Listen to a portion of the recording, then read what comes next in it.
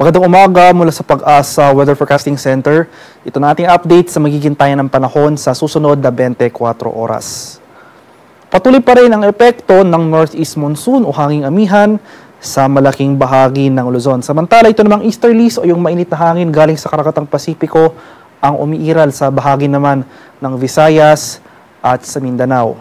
Dahil sa easterlies, makakaranas tayo ng mga kalat-kalat na pag-ulan na may pakulog at pakidlat sa silangang bahagi ng Mindanao. At dahil naman sa amihan, makakaranas rin tayo ng mga kaulapan na may mahihinang pag-ulan sa silangan at hilagang bahagi ng Luzon.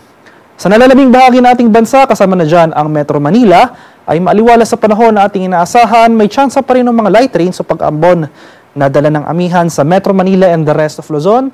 Samantalang tsansa naman ng thunderstorms ang posible nating maranasan sa buong Visayas at nalalabing bahagi ng Mindanao.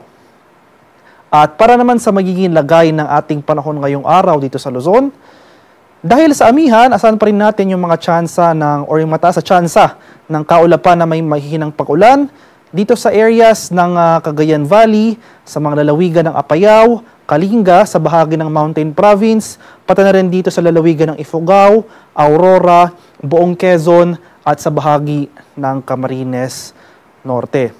Sa nalalabing bahagi ng Luzon, kabilang na dyan ng Metro Manila, ay fair weather conditions sa ating inaasahan, maaliwalas sa panahon, may tsansa pa rin ng mga pag-ambon o light rains na dala ng amihan. At para naman sa bahagi ng Palawan, Visayas at sa Mindanao, dahil naman sa easterlies, makakaranas tayo ng mga kalat-kalat na pag-ulan o yung mga scattered rain showers at thunderstorms sa eastern section ng Mindanao. So particular na dito sa buong rehiyon ng Caraga at sa malalawigan ng Davao Oriental, pati na rin dito sa Davao de Oro. Dito sa Palawan, buong Visayas at rest of Mindanao, pagpapatuloy itong generally fair weather conditions, mainit at maalinsangang panahon, especially dito sa areas ng Visayas at Mindanao. Pagsapit ng hapon hanggang sa gabi, magdala pa rin tayo ng pananggalang sa ulan dahil may tsansa pa rin na makaranas tayo ng mga thunderstorms.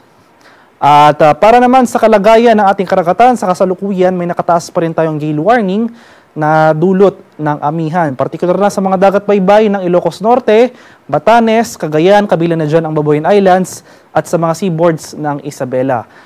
Kaya sa ating mga kababayang mangingisda at may mga maliliit na sasakyang pandagat sa mga nabanggit na baybayin, kung maaari ay huwag po muna tayong pumalaot dahil posible tayong makakaranas ng maalon hanggang sa napakaalong karagatan sa mga nabanggit na lugar.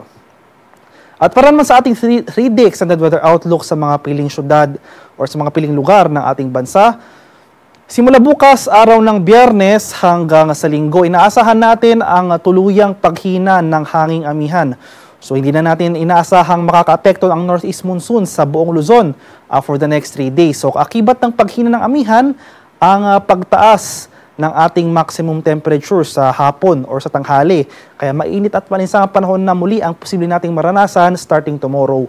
Magdala pa rin tayo ng payong dahil posible pa rin yung mga tsansa ng thunderstorms pagsapit nga ng hapon hanggang sa gabi. Temperature forecast para sa Metro Manila sa susunod na 3 araw, posible maglaro mula 23 to 34 degrees Celsius.